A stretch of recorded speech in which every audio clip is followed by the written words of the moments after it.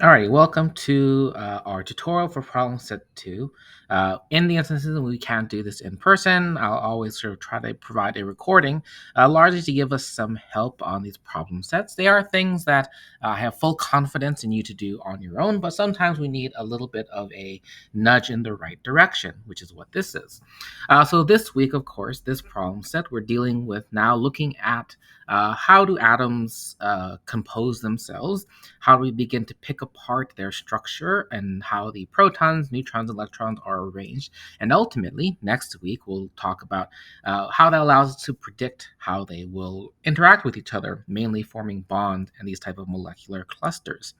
To do that, of course, we have some things that we need to get down straight. And of course, one main thing is the symbols and the representation of these atoms.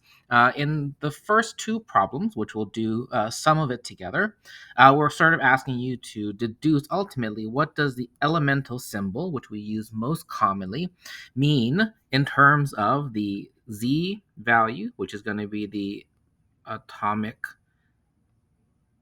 number, which conveniently, our atomic number really is just equal to the number of protons found within our atom.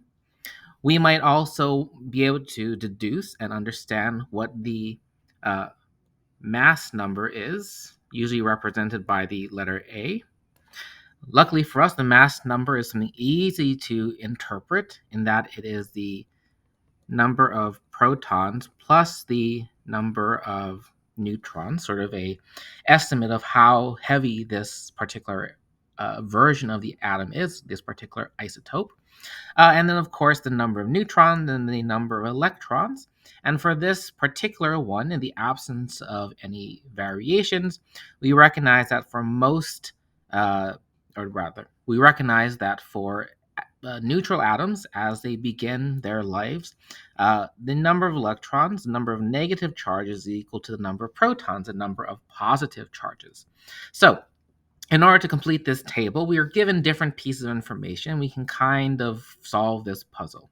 The first one, which we'll do together, is we're shown the elemental symbol for bromine, Br.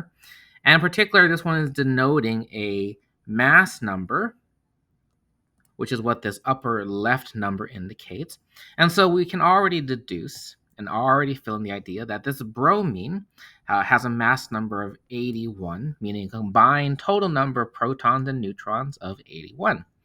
Now, to figure out the atomic number of bromine, we can go to our periodic table. And you're welcome to pull up different versions for yourself. This is one that I have that I particularly like. And I like it because it's quite easy to read, and in particular has the two main pieces of information that I want. Namely, it has the atomic number as well as the atomic mass, notably different than the mass number. But here we see the elemental symbol for bromine, Br, with an atomic number of 35. So we can go back to our problem. So we can fill in that bromine is an element with a Z, an atomic number of 35. Immediately, that means that I know that the number of protons within this atom of bromine is also going to be 35. And for this neutral atom, we're also going to have an equal number of negative charges, so 35 protons. Our number of neutrons we can determine by figuring out our the difference between our mass number. So the total number of protons and neutrons minus the number of protons, which of course is our Z value. So here our mass number of 81 minus 35 protons, meaning that we must have 46 neutrons to give us a total mass of 81. Quite simple. Looking at the second row, we see that we have, once again, an element with an atomic number 35. Same atomic number means we have the same element represented by the same symbol, Br for bromine. That also means, once again, we have the same number of protons, same number of electrons. But where they differ, of course, is in their number of neutrons. We see that this particular bromine has a mass number of 79, which we'll denote here by writing that to the upper left of the elemental symbol.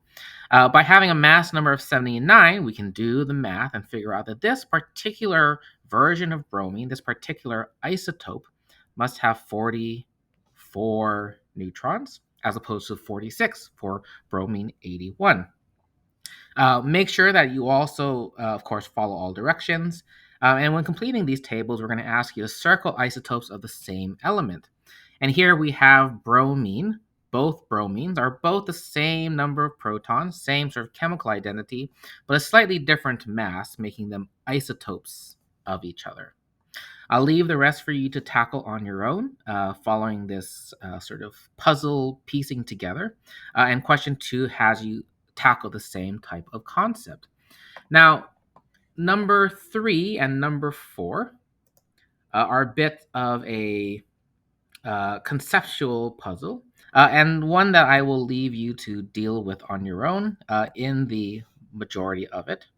One thing that I'll sort of give you a little bit hint, at least for this first one. This first one, we're looking at the difference between the atomic mass. Atomic mass, as we learned in class, is going to be the weighted average of all the naturally occurring isotopes.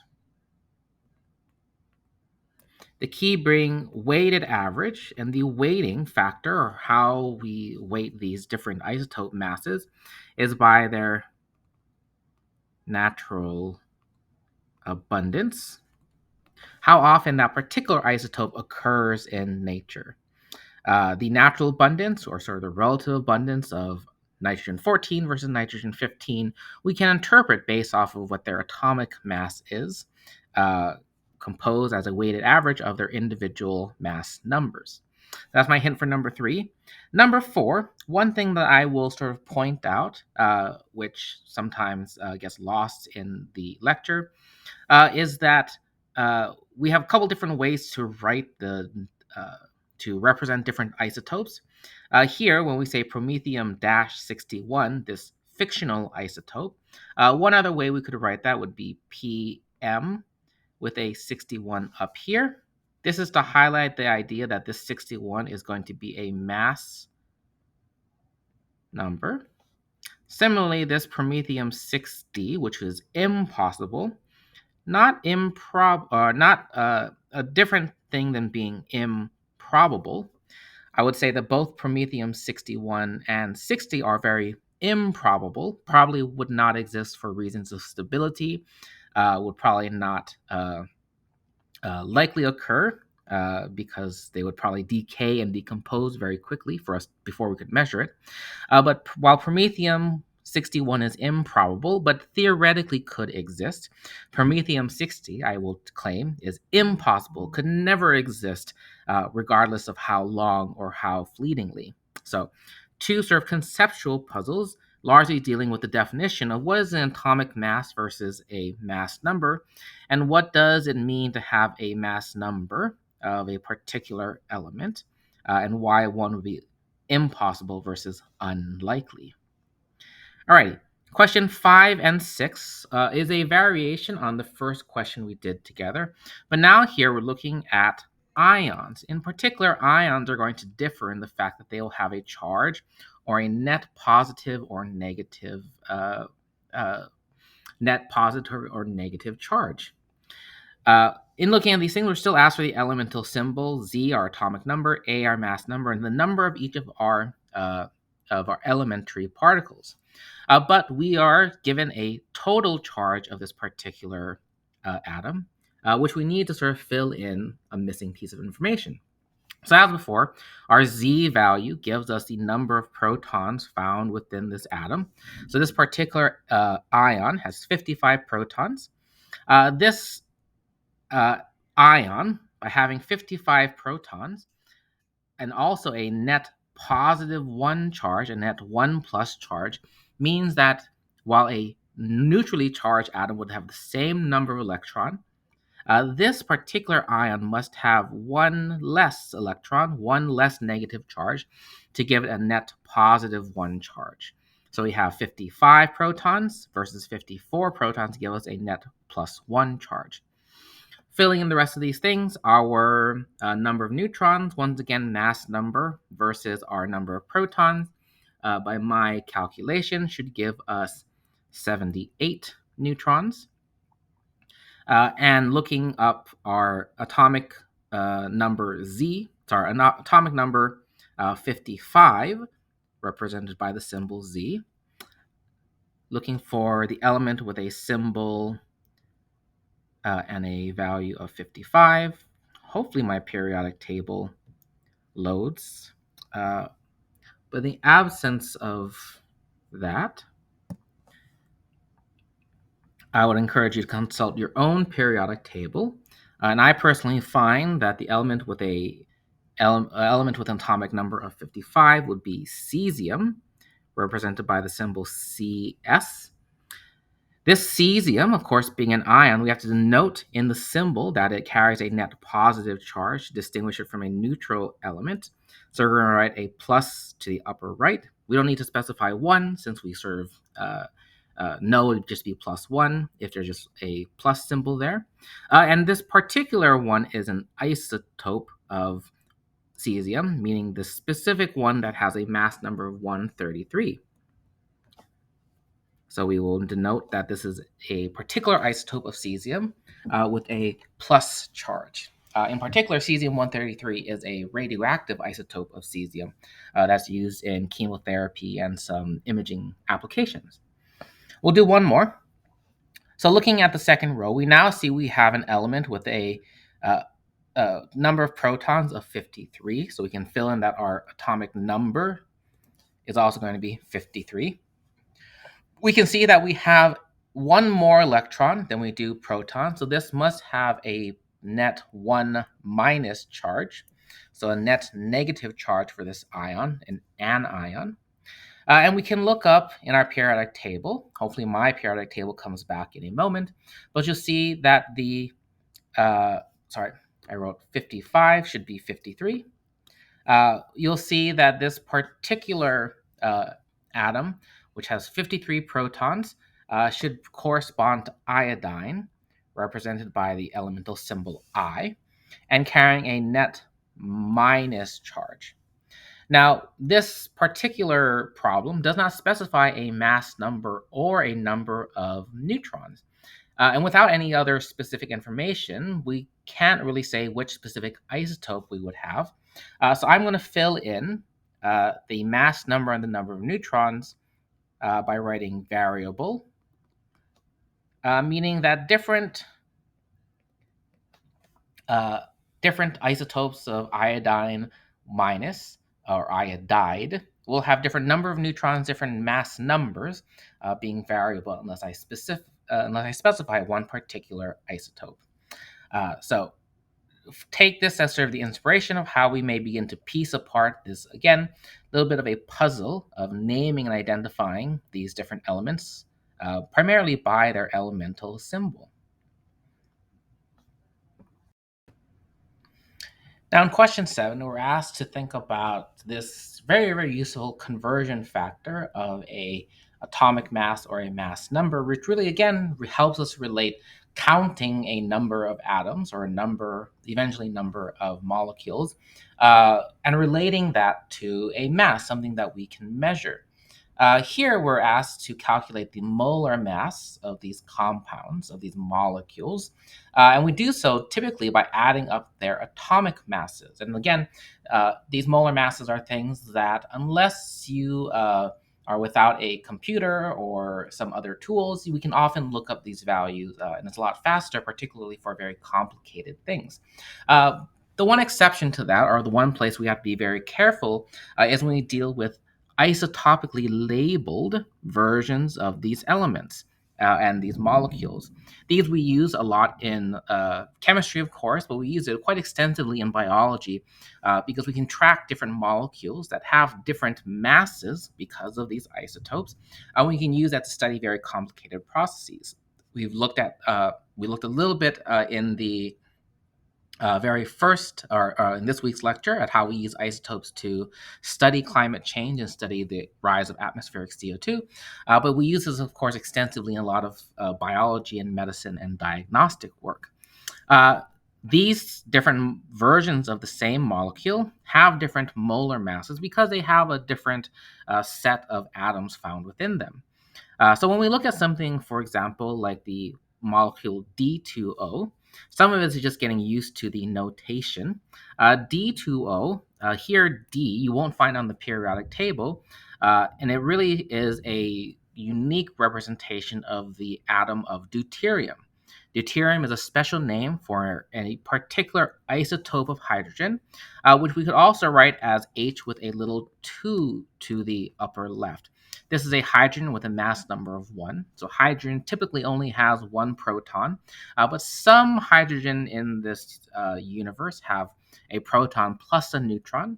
Some, in fact, even have a proton plus 2 neutrons, but these are typically very, very radioactive and quite dangerous in some respects.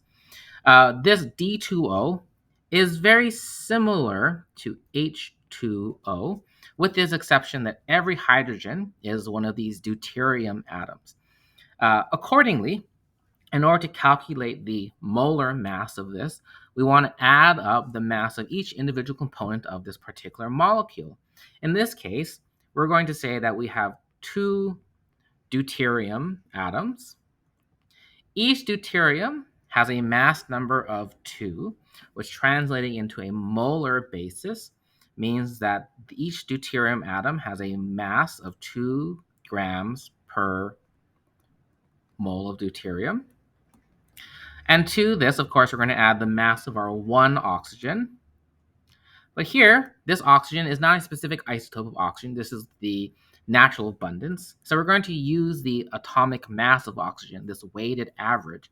And the case of oxygen, it is nearly all 16. So the with rounding, the atomic mass of oxygen is just 16.00. These extra zeros are significant zeros. If you were to extend this number out to a more precise atomic mass of oxygen, it would probably actually be closer to 15.99998 or something like that. But here, we won't sort of worry about all those sig figs. This 16 grams per mole oxygen, once again giving us an atomic mass versus a mass number. To just denote, this for a particular isotope will be the mass number, while this is going to be our atomic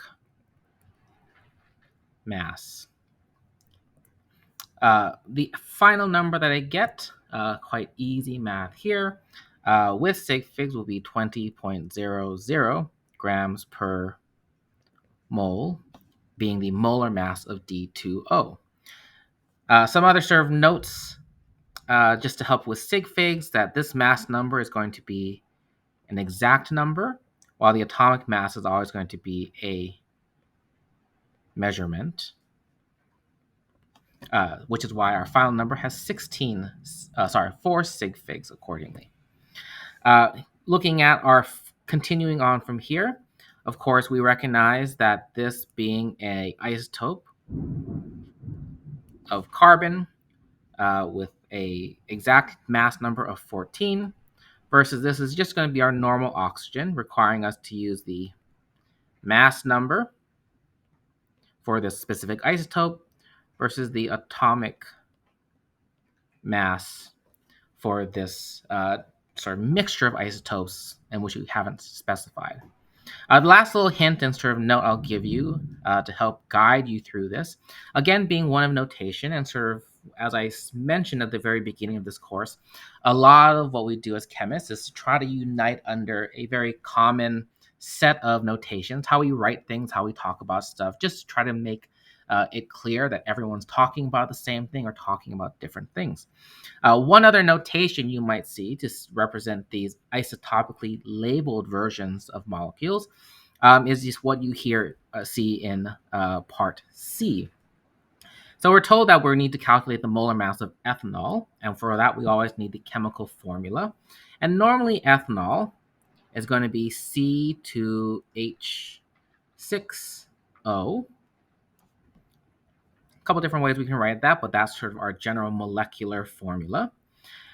This particular notation, D6, means that 6 of the hydrogens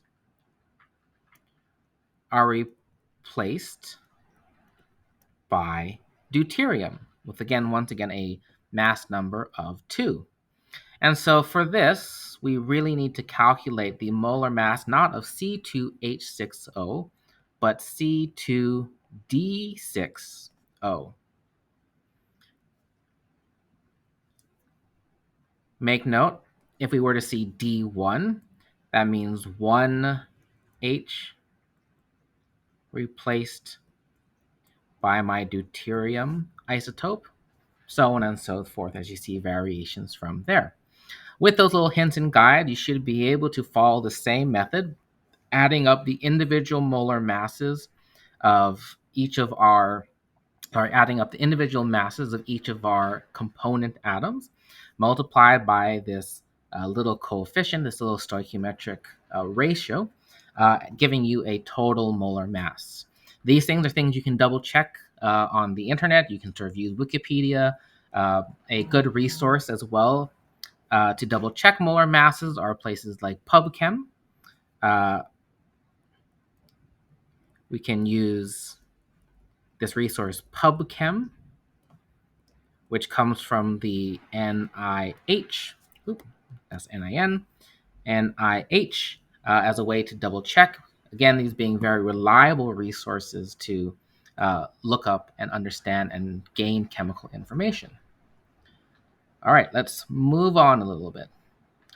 So mostly, again, what we use this idea of a molar mass for is so that we can convert between measuring something, the mass of a compound, the mass of a pill, to counting something, counting the number of atoms, counting the number of moles of something. And mostly we do that because most chemical things, most biological things, work on a level of per atom or per molecule, not on a per gram or per mass basis. So we need to know how many molecules we have to be able to predict what happens to our body or what might happen to the environment, for example. So 8, 9, and 10 are all different questions that have us try to use this conversion factor, this molar mass, in a couple of different ways, very much ways that you might deal with in the real world. For the purpose of this tutorial, we're going to do part A, question 8 together. To help you sort of piece apart these word problems. So question 8 talks about the pain reliever ibuprofen. Here we are just given the molar mass, something you could look up, but sometimes for convenience, I will provide it to you on homework or an exam. And we're told that one bottle of ibuprofen has 500 little tabs, little pills. Each tablet is a certain mass, but it contains 200 milligrams of this molecule, of this pain reliever. Question A says, within one bottle, which contains 500 tablets, each tablet contains 200 milligrams ibuprofen, how many moles of that compound are within one bottle? So for this, we set up a very, very normal conversion factor question, but now using this molar mass as a key conversion factor. So we're going to start with the thing that we know. As I always say, we sort of start with the thing we want to convert from, and we want to know how much does one bottle of this stuff contain. So I'm going to start my conversion by writing that within one bottle, I have 500 tablets per bottle. I need to convert this tablets per bottle number into ultimately moles of ibuprofen. But the thing that I have right now, the only other conversion factor that I have given to me is that each tablet contains 200 milligrams of ibuprofen. So I have a conversion factor that relates mass of ibuprofen to number of tablets. And I'm going to multiply by this number largely because I need the unit of tablets to cancel out. So I need to multiply by the fact that one tablet contains 200 milligrams of ibuprofen.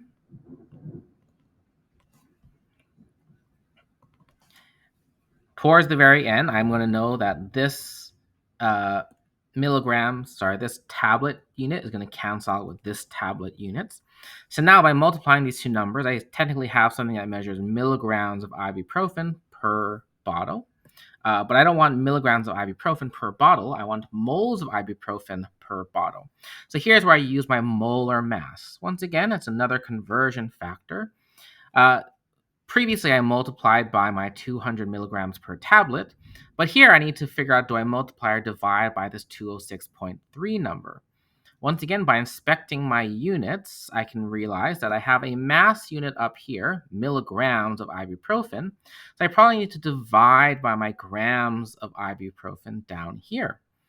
So I'm going to divide by my value of 206.3 grams of ibuprofen per mole of ibuprofen. I know that eventually my mass will cancel out with my mass, but not until I reconcile the milligram versus gram units. Both are masses, so both do eventually cancel out, but not until I apply my metric conversion factor that says that 1 milligram is the same thing as 10 to the minus third, or 1,000th of a gram. You could also represent this by 1 gram as 1,000 milligrams, however that conversion factor makes sense to you. But with this metric conversion, I can now ignore this telemarketing call, but I can now cancel out more of my units. Here, my milligrams cancels with milligrams. I have an ibuprofen. Grams cancels out with grams by dividing with each other. And I see that all that I'm left at the end is a measurement of moles per bottle, multiplying and dividing all the numbers together as appropriate. Multiplying and doing all this math together, I get a value of 0.48475. Some more digits beyond that. Moles of ibuprofen per bottle.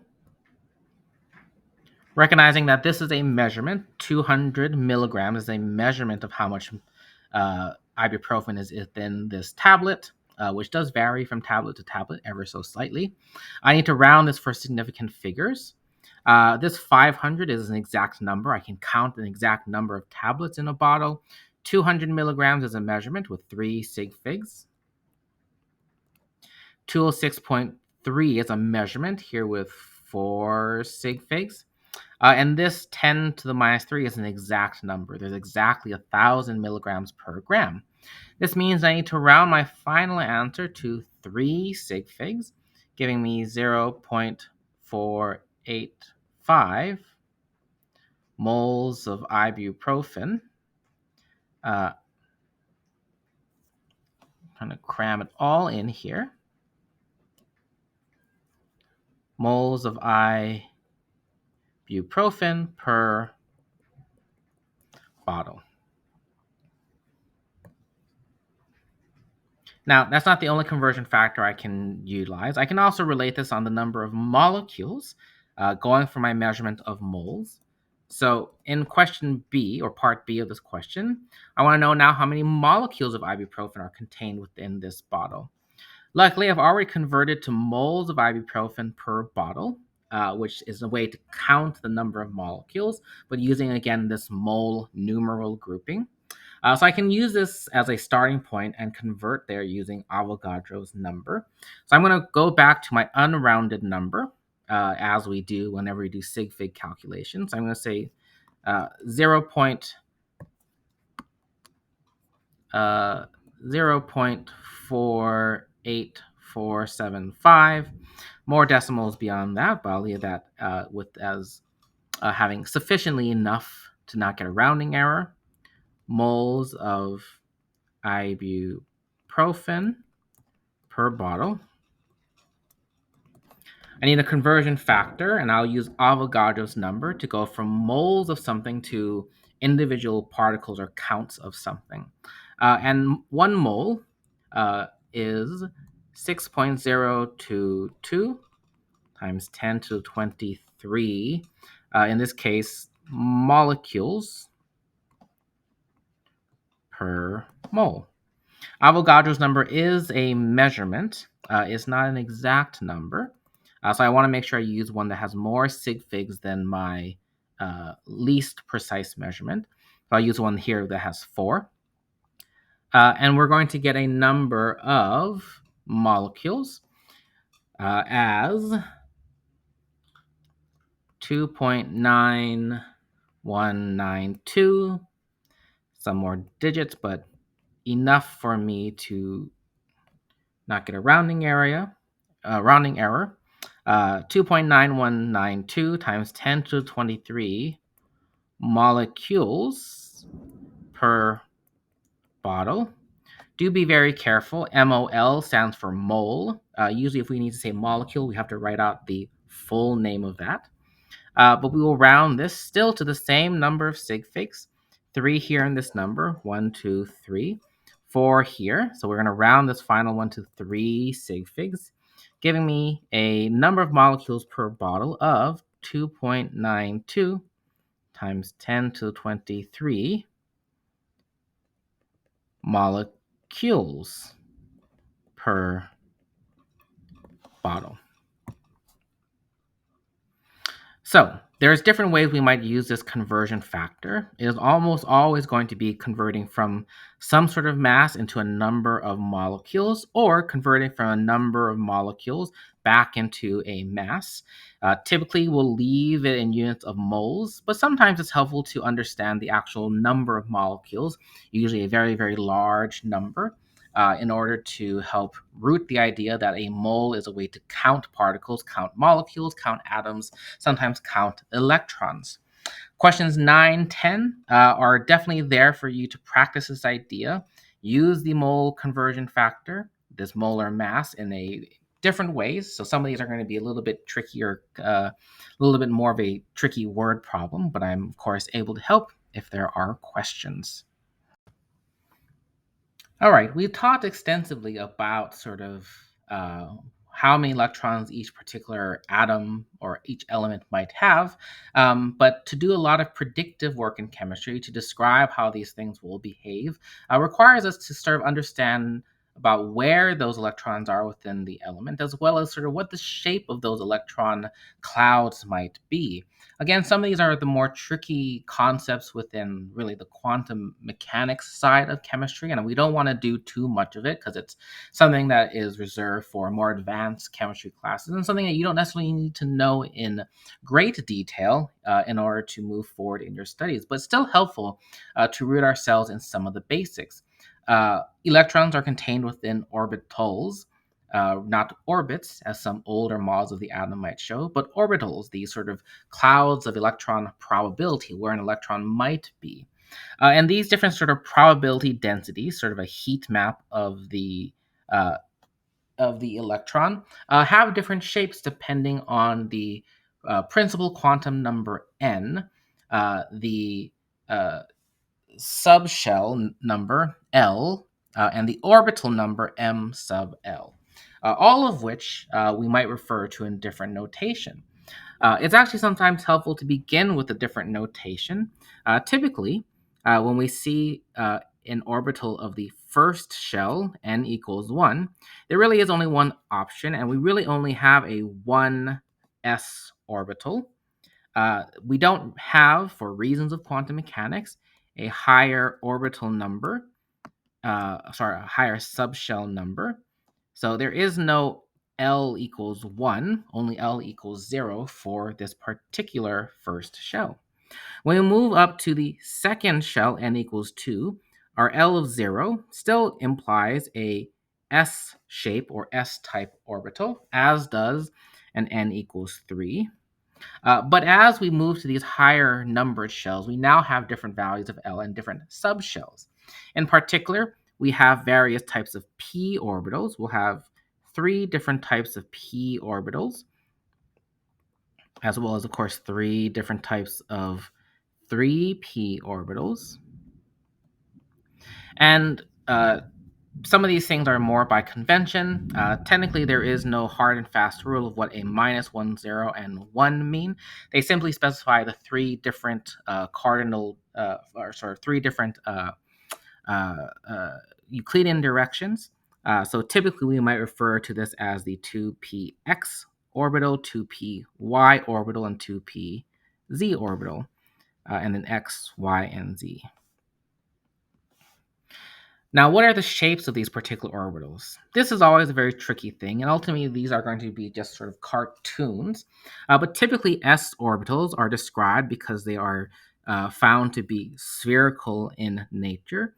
So we would often draw an s orbital as being just a nice sphere, and we'll shade it in to sort of show this is the probability of where we might find an electron here around the nucleus, which we'll draw here at the center. As we move up to higher values of these shells, they all have the same sort of general S shape, this spherical shape, but we now start to see something weird. Again, as we sort of go to higher shells, this means we're filling electrons further away from our nucleus. So we typically see a larger orbital as we go to higher shell numbers. Now, for again weird reasons of quantum mechanics, we actually start to see a node form, which is going to be a place where there is zero probability of having an electron. It's going to be sort of a gap. And we can draw this gap, and we'll use it here by sort of showing a little dotted line. This little dotted line represents the idea that there's sort of a outer sort of egg white to the 2s orbital and an inner egg yolk to the 2s orbital.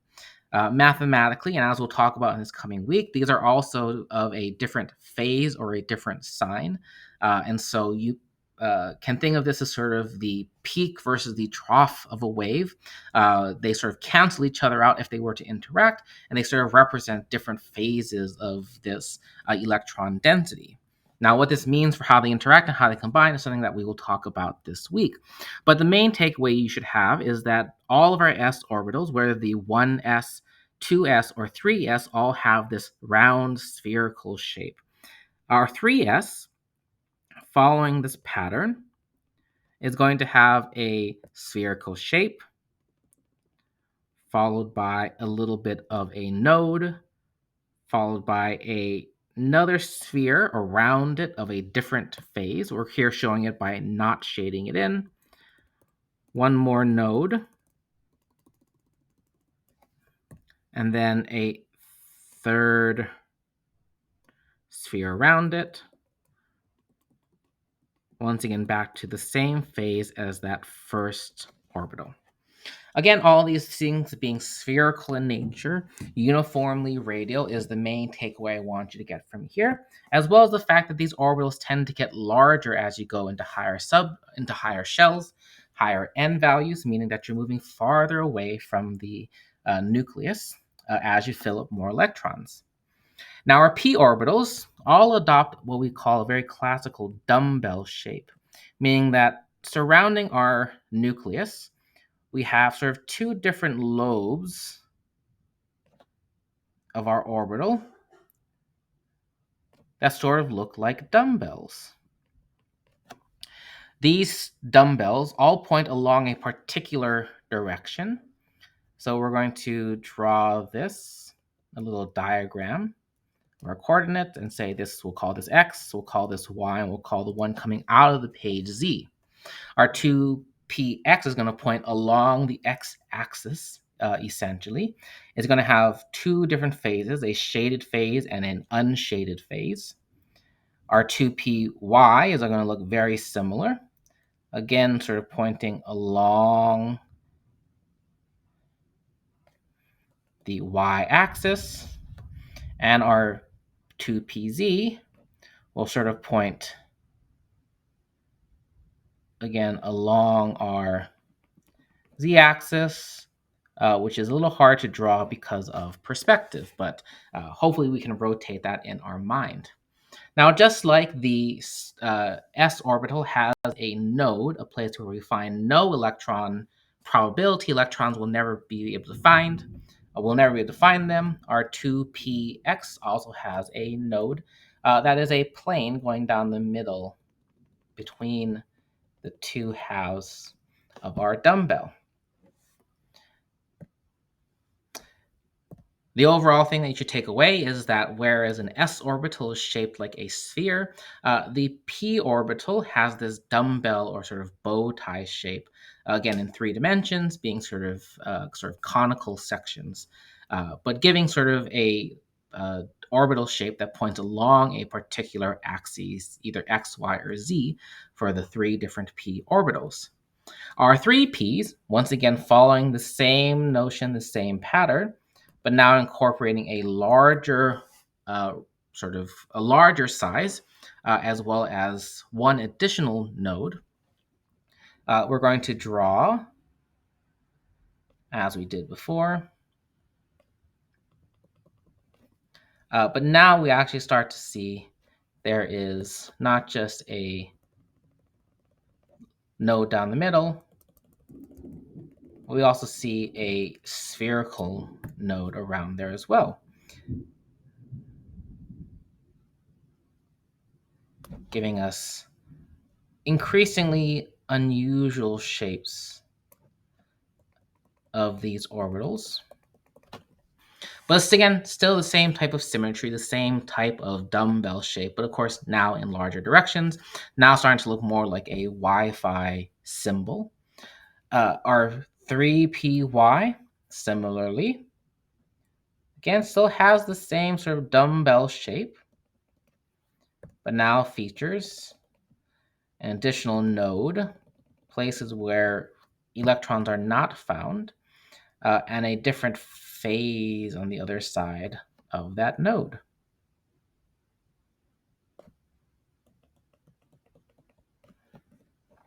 And our 3pz, probably the hardest to draw, but we will sort of represent as best as we can. And actually, because it's behind it, potentially a fairer way to draw this would be to show that there is sort of a big one there behind that, and then behind that, something like that. So these orbitals will have different shapes, and it's helpful to sort of get an idea now that s orbitals are spherical, p orbitals are this dumbbell shape, and we'll come back to this idea and the shape and the symmetry of these orbitals when we work with them and combine them together to form different molecules. Most of our discussion of the electronic structure of atoms and using that to help predict how they will bond and how they combine with other elements is going to look more so at where those electrons are, how many of them are there, as well as what energy level they are at. And so one helpful way to represent that in a compact way is to use the electron configuration, which we can use an abbreviated noble gas notation, as well as an orbital diagram to sort of show the pairing and distribution of those electrons. So here you'll go through and find these elements within the periodic table and relate their electronic structure, which we'll do one together just to get some practice. So we're going to look for nitrogen and try to figure out something about that. So we'll go to our periodic table, which hopefully has returned, if not imminently, in a moment. But in the absence of my technology working as it had so many times before, we can go back to our nitrogen, and you'll follow on your own periodic table. And you should be able to find nitrogen in our second row, second period, on the right side of our periodic table, found in the P block, represented, of course, by the elemental symbol N. And you'll see that nitrogen, with its 15, not 15, with its 7 electrons, is going to distribute those as we would expect for any atom. The first 2 for nitrogen will both go in the 1s orbital. The next two are going to fill up entirely the 2s orbital, 2 electrons there, 2 electrons per s orbital. And the remaining three are going to go evenly amongst the 2p orbitals. Now, because this is a relatively short atom, it's not terribly onerous to write the full electronic configuration, but it eventually will help us to be able to turn anything that's not our valence electrons, which are going to be the last filled, the highest energy ones, usually the ones with the highest numbered n. So here, all the electrons with an n of 2, a shell number 2, are going to be our most reactive valence electrons that we're going to focus on primarily. And all of our core electrons, anything lower than that, we're going to group into the preceding noble gas, the preceding one on the far right of our periodic table. In this case, we can abbreviate the idea of a fully filled shell number 1 by saying it's the exact same configuration as the noble gas of helium, which has 2 electrons that completely fill up this one shell. So we're going to write this in a more compact, more insightful way by putting the noble gas helium in square brackets and then explicitly writing out our valence electrons, 2 in our 2s orbital and 3 in our 2p orbital.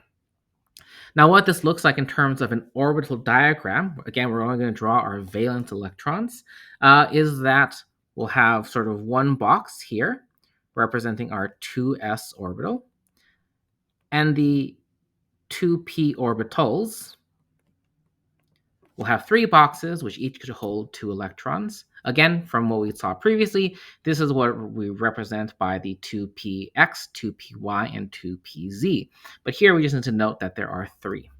So our 2 electrons in our 2s orbital, we represent by 2 arrows, one pointing up, one pointing down to represent their opposite spins, this weird property of electrons, which we won't say too much more about in this course. And the remaining 3 electrons in this 2p orbital, we follow our electron filling rules, which say the electrons, because they're all negative charges, will try to distribute themselves as far apart as possible. So before they double up in the same box, the same orbital, each of these 3 electrons is going to try to distribute themselves evenly, putting themselves 1 in each of these orbitals. So one insight is that these 3 electrons found in the 2p orbital of our nitrogen atom, one is in this 2px, one is in the 2py, and one is in the 2pz orbital, pointing along each of those different directions. So for the rest of this problem 12, you'll go through, you'll find our element. You're welcome to double check your electron configuration with the ones found on the internet. Wikipedia is often a good resource for this as well. But making sure that we use this noble gas notation so that we can really just focus on these valence electrons. Again, the one found in the highest numbered shell. Now, a theme and a constant type of question that I like to ask in this course, and really where your value as a human scientist or engineer will come in, is to catch and correct mistakes or things that could not possibly exist. In this age of ChatGPT and other sort of AI ways to comb the internet and try to cobble together a sensible answer, this type of new tool often gets things wrong. Humans also get things wrong, and it's helpful for us as chemists and biologists and engineers and physicists to be able to identify when someone's made a mistake, to correct those errors, which is not something that any AI is really able to do at the moment. So when we look at these 4 orbital diagrams, we have to identify which ones are drawn incorrectly or impossible, and why are they impossible. We'll do the first one together, and so you should definitely identify which of them are impossible and tell me why. But I'll tell you, for example, that this first one is also impossible. And why is this impossible? Well, if we look at what these things show, They are sensible because they show 2 electrons per box per orbital. These electrons are paired in opposite spins, one pointing up, one pointing down. But we notice that the order of these orbitals seems incorrect. It is certainly true we go from a 1 to a 2 to a third shell, but we typically see that the s orbitals are going to come before our p orbitals. Uh, the consequence being that if we were to write this diagram correctly, we would see that we would have a 3s, which fills with 2 electrons. And instead of having 1 electron as our valence electron in the 3s, our 3p orbital is going to only be partially filled. Our remaining 5 electrons are going to distribute themselves easily, individually as much as possible before they go back and double up.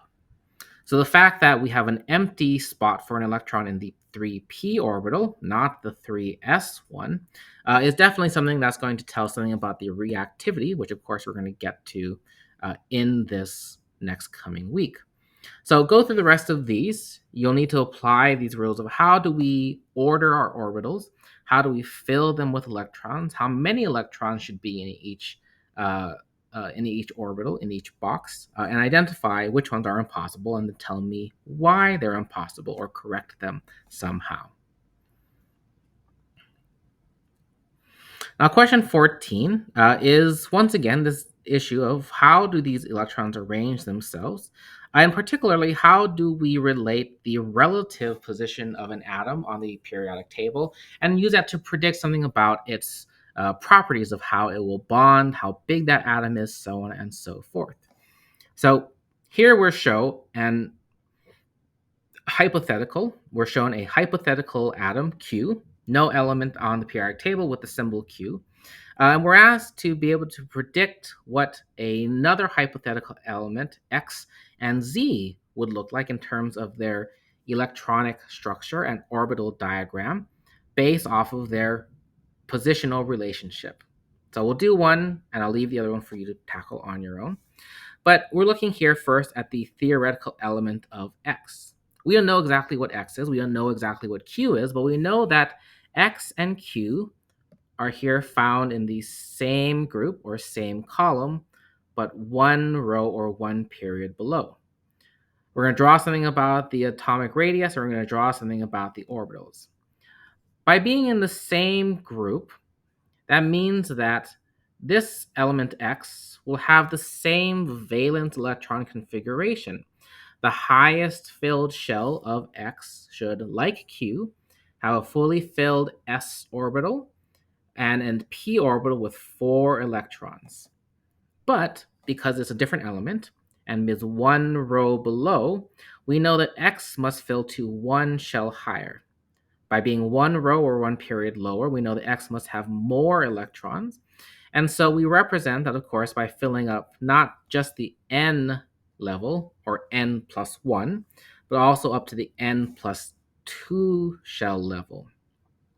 Now, the other thing we have to recognize is that as we increase the number of protons by going up a row, we create a stronger positive attractive force, and each of these orbitals are going to be pulled lower in energy. So what I would predict for X is that by being in the same group, X is also going to have a fully filled ns orbital, but that orbital is going to be lower in energy. In many cases, going to be significantly lower. So we'll start drawing it a little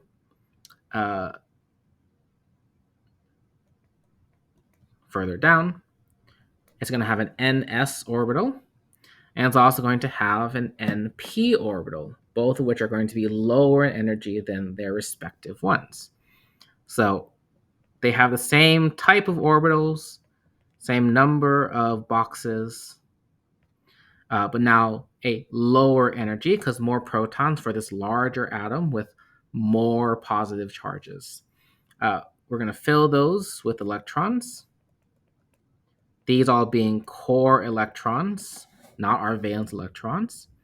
X is also going to have an n plus 1p and n plus 1s. And we're going to draw that once again lower in energy.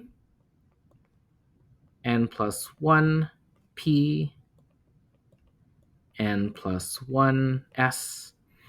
And these are going to be considered core electrons for X because X fills one n level higher to the n plus 2s and n plus 2p level.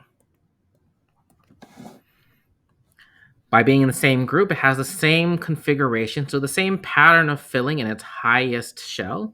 So it's going to have a completely filled s orbital, but only 4 electrons in the p orbital. So this is one thing we should keep in mind, and one way we can view the periodic table is that based off their relative position, it doesn't matter really which group they are in. If they're in the same group, they're going to have very similar top valence orbital electrons. In this case, we're going to have 2 completely filled s orbital and a partially filled p orbital. Same pattern, completely filled s orbital, partially filled p orbital. But by being 1 row lower, 1 period lower, it's going to fill 1 shell higher. Here to the n plus 2 versus the n plus 1. If it's helpful for you to think about it in more concrete numbers, you could think of this first one in Q as a 2s, 2p, 3s, 3p. Meaning for X, we would have a 2s, 2p, 3s, 3p, 4s, 4p. Now, what can we say about the atomic radius, sometimes called the covalent radius for these different atoms? One reason why it's helpful for us to draw these orbital diagrams is that it shows us sort of how far away from the nucleus, which we kind of envision down here where the letter is. These electrons filling to a higher shell number fill further away from the nucleus, giving us a larger atom, a larger covalent radius. So I'm going to represent that sort of very roughly, approximately, by drawing a larger sphere, a larger sized atom for X by being 1 group lower. Generally, our atomic radii, the size of our atoms, increase as we go down the periodic table. Now, the part B of this question now looks at the sort of converse of that, something that's in the same row, but 1 group to the right, representing this fictional element Z. So I'll leave that for you to figure out how we relationally move in orbital energy and atom size based off of those details. Question 15 is really another way for us to pose the same type of question. If we were to be within the same period or same group of our periodic table, what can we say about the relative properties of this element? So looking here at question 15, we're now told that we have 3 different elements shown here as spheres, which we interpret as their atomic radius. And we're told that they're in the same period, so the same row. What does the different size of the atom mean about the atomic number, ionization energy, and how likely those electrons are to be given up? Looking at here the atomic number, as we go from low atomic numbers to high atomic numbers, we add more protons, we add more positive charges, which pulls the electrons closer to the nucleus. As we add more positive charges, as we add more protons, our atoms will tend to shrink as electrons are pulled closer. So the one with the highest atomic number, also thinking of this as the most protons, we can sort of recognize that the smallest one is going to have the most protons, meaning that our highest atomic number is going to be the element depicted by atom 1. But when we talk about something like ionization energy, large ionization energy implies that we need to add a lot of energy to remove that electron from the atom. To add a lot of energy means that it's held on very, very strongly by those electrons, and that it is probably held on by a large number of positive charges. A large ionization energy means strong attraction between proton and electron, which usually means many protons or low energy orbitals. All of these things consistent with, again, something that has more protons or higher atomic number. So similarly, I would also predict that the smallest atom here, 1, should have the largest ionization energy. Those electrons are held very close to the nucleus, held very strongly by the nucleus, requiring a lot of energy to ionize or remove those electrons. So, largest ionization energy should also be number 1. Part C, which one gives up the electron most easily, is essentially asking what's the opposite of large ionization energy. To give it up easily means they're not held on very strongly by this atom, not very strongly held on by this electron. And they're very, very far away, sort of very loosely associated with it. So conversely, we would predict that number 3, the largest of these elements, should have the most easily removed electron, because those electrons are far away from the nucleus, not a lot of attractive force, more easily plucked off and sort of transferred to a different atom somewhere else. Importantly, when you move on and think about question 16, we're asking about something that is of the same group, same column. Some of these trends might be similar, some of them might be different. The logic should still hold based off of how many protons versus electrons and where those electrons are located. Questions 17 and 18 is again another way we can begin to compare different elements based off of their relative positions. Again, asking about the radius versus ionization energy, number of protons, and sort of the orbital diagram, and comparing those if we know one but not the other property. This one I'll leave for you to ponder through and tackle on your own and sort of piece together, looking at being able to predict whether things in the same group or same period have greater than, equal, or greater than, less than, or equal values of these different properties. So if you have questions, do let me know. But I trust that you can piece together this one as we've previously pieced together the other 2 questions. Now, question 19, we won't do completely together, but I'll give you some hints and I'll give you sort of a head start on it. Question 19 asks about the second ionization energy of potassium plus versus the first ionization of argon. Usually we talk about the first ionization energy turning a neutral element into a cation by removing 1 electron. But we can really talk about any number of ionization energies. And in the case, the second ionization comes from having already removed 1 electron to turn neutral potassium into potassium plus. If we remove a second electron, we get potassium 2 plus our 1 removed electron. Now, different elements will have different ionization energies, but it's not entirely clear without some thought whether we or how we can compare the first ionization energy with the second ionization energy of a different element. Here are some thoughts to help you get through this. Let's think about what electron is being removed, really what electron is being removed from which orbital. Taking a look at argon, if we were to write the electron configuration of argon, we could sort of look first at the valence electrons and would have all the same core electrons as neon, the preceding noble gas, as well as a 3s orbital completely filled and a 3p orbital completely filled with 6 electrons. Now, removing an electron will remove the 3p electron. If we look at potassium, now potassium has an electron configuration typically written as argon, the preceding noble gas, and a 4s1. If we were to remove one of those electrons, we would see that we remove this 4s electron, and we would get an electron configuration the same as argon. One phrase we might use is that potassium plus, K plus, is isoelectronic, meaning the same electron configuration as argon. This means that for our potassium to remove its second electron, it's the same 3p.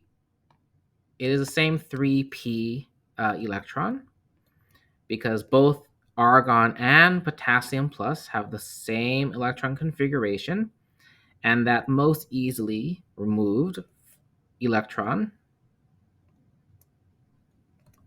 is also going to be a 3p electron.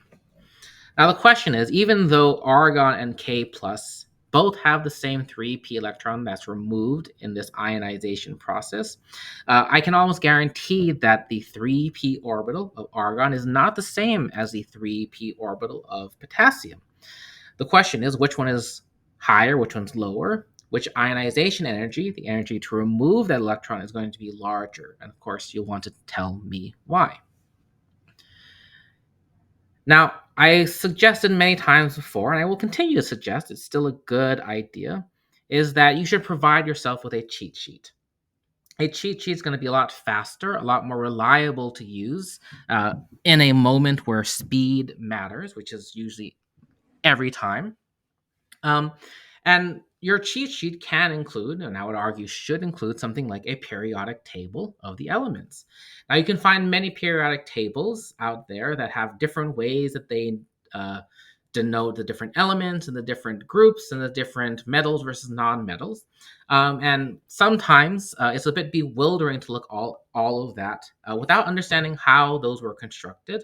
And I think it's a good exercise for you to go, not terribly difficult, but a good exercise for you to go and to annotate a periodic table so you can sort of see how these different groups are divided up, how this map is constructed. That's what I want you to do here. You're welcome to break this down in any way that makes sense to you, and you're welcome to sort of give it a second go to make it look a lot prettier than what we're going to be doing right now. In the solution manual or solution guide for this problem set, which will be posted and viewable after you turn in this problem set, you'll see sort of my prettier version of this that has been properly formatted. But here we'll sort of piece it together as best as we can. So, looking at our periodic table, here a blank one, because our breaking apart of the table does not necessarily depend on the particular element, but more so on their positions. To do so, we're going to label it based off of the group. So we're going to label the different groups, which sort of includes I and J, the different lanthanides. We're going to also label the different blocks, the different rows or periods, and then this classification, which will ultimately kind of fall down to a left versus right of the periodic table. So, going through our periodic table, going through the different groups, this first group is going to be called our alkali metals. Everything in this column is going to have an NS1 type valence electron configuration, so they're going to have one valence electron in their s orbital. Different rows are going to have different N values, but are all going to have some sort of S1 type configuration. One over from that we call the alkaline earths. Notably similar sounding, but very different from the alkaline metals. Alkaline earths all have this S2 electron configuration.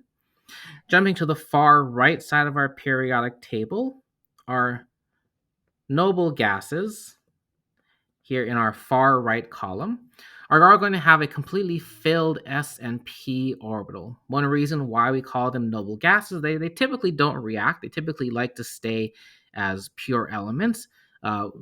in many ways related to the fact that they have a completely filled valence electron, completely filled set of valence electrons that like to have this nice set of 8. 1 over, we have the halogens, we have the chalcogens, we have the pnictides, and not necessarily a specific named group, but the carbon group as well, mainly consisting of the element of carbon. Now, this far left and far right of the periodic table, where most of our chemistry is going to come from. Some of our chemistry will also come from this middle section of the table, which includes the rows down there. Actually, I want to write in a slightly different way. All these middle parts of the periodic table we call the transition metals, including this block down here.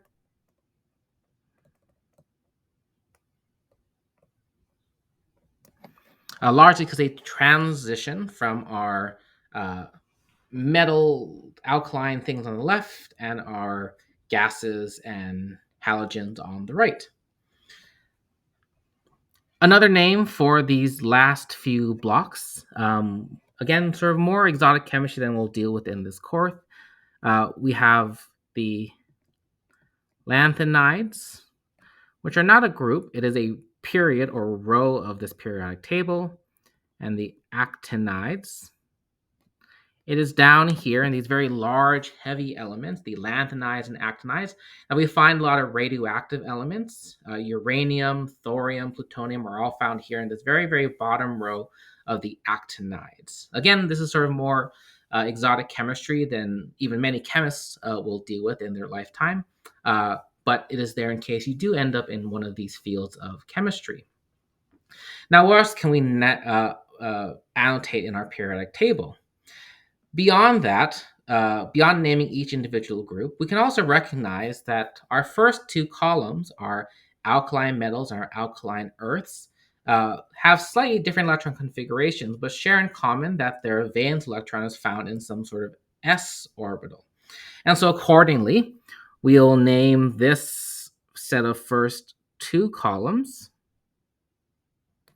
our s block, to reflect that everything found here on the right side of the periodic table, our noble gases, our halogens, chalcogenides, our pnictides, and carbon group all have some sort of p-type orbital as their valence-filled electron orbitals. We're going to call this right chunk of the periodic table the p block. Everything here in the middle are transition metals. We call the d block because it has d orbital electrons. And our transition metals down here, we call our f block. So we may refer to these things in somewhat interchangeably, but need to sort of recognize where they overlap in definition, where they don't. S block and P block is where most of our chemistry for this course will come from. Now, the other sort of distinction we make, and will become clearer when we talk about what does the bonding behavior of the left side of the periodic table mean versus the right side of the periodic table, is by dividing this up in terms of what we think of as metals and non-metals.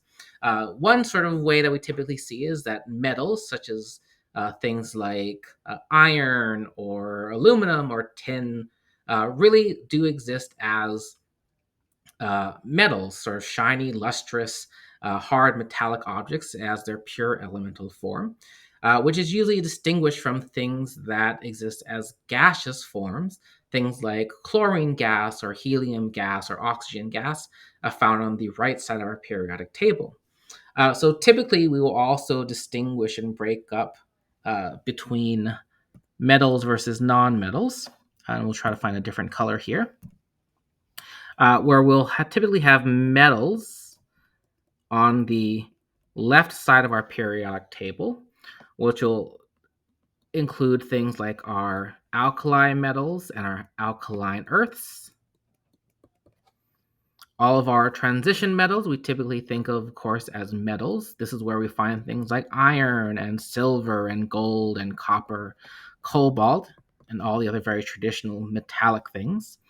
Our lanthanides and actinides, our F block, are also typically thought of as metals and do exist as hard, shiny pieces of metal quite often. Uh, some of our P block also does exist as things like metals. Some things like aluminum are technically found in the P block, but do exhibit metallic properties. And sort of along this very specific diagonal shape, we begin to see much more metallic like behavior.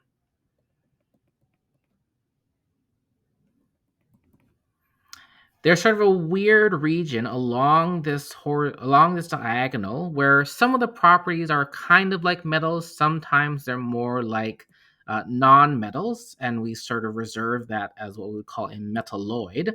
But more clearly and more often, what we will use are the non-metals, which often exist as gases or other types of non-metallic objects. So things like carbon, nitrogen, oxygen, and many of these smaller, lighter elements along the sort of top right diagonal.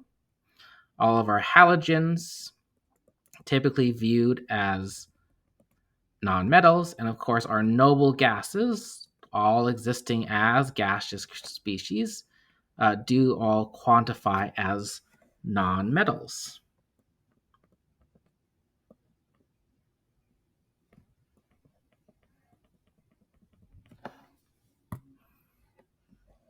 So there's a few different ways that we teach chemistry. One is very much a bottom up way in which we build up every several single definition from sort of what we call a first principles approach. We describe all the properties of a metal versus a non-metal before we tell you where they are on the periodic table. Others sort of approach it a little more top down, or trying to set out the definitions before we try to dive under the hood a little bit. This course and this teaching of this course does a little bit of both. We of course start with a very fundamental look at what is an atom, how does it behave, before we build up to how they react and how they make molecules. But a lot of the heavy lifting is done by nomenclature. How do we describe and talk about different elements, referring to them as being a halogen versus an alkali metal, a element of the S block or the P block, does help us understand what's going on under the hood.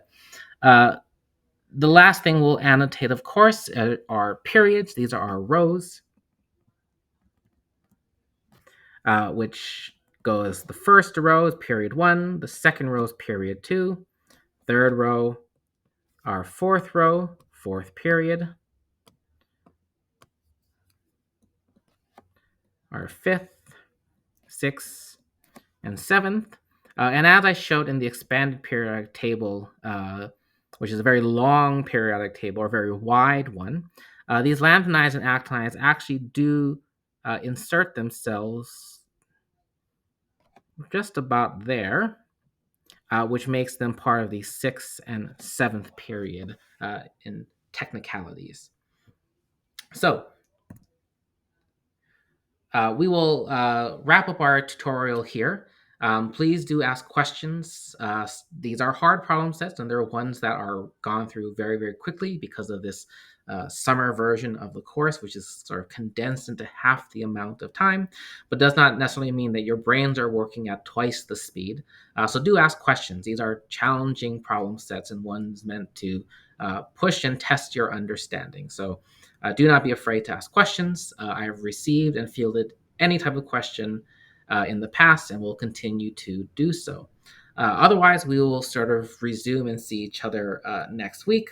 And luckily, we have a little bit more time for our next problem set as well. So we'll end here, and I'll see you all